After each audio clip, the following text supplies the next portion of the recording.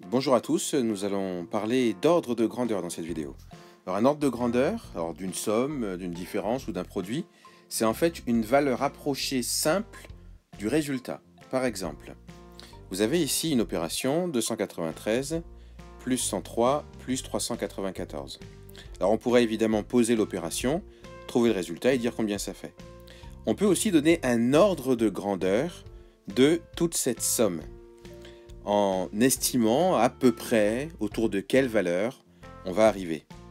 Alors comment le faire? Eh bien on se dit 293, ça va être proche de quel nombre entre guillemets très simple? Ça va être assez proche de 300.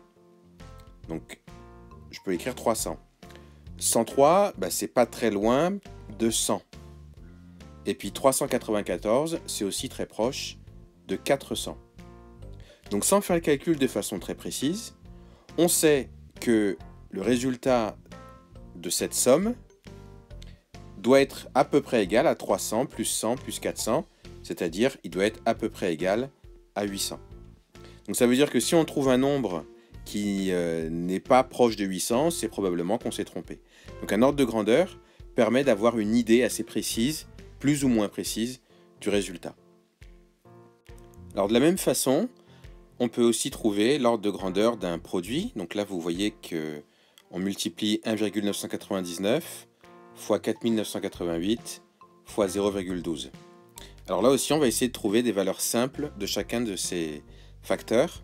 Donc 1,999, c'est assez proche de 2.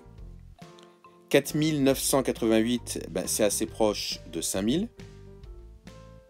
Et puis 0,12, on va dire que c'est assez proche de 0,1. Écrire ça nous permet d'avoir une idée du produit final, de la valeur. Donc 2 fois 5000, ça va faire 10 000. Et multiplié par 0,1, on va obtenir 1000. Donc on sait que le résultat de ce produit, il doit être autour de 1000. Donc voilà ce qu'est un ordre de grandeur.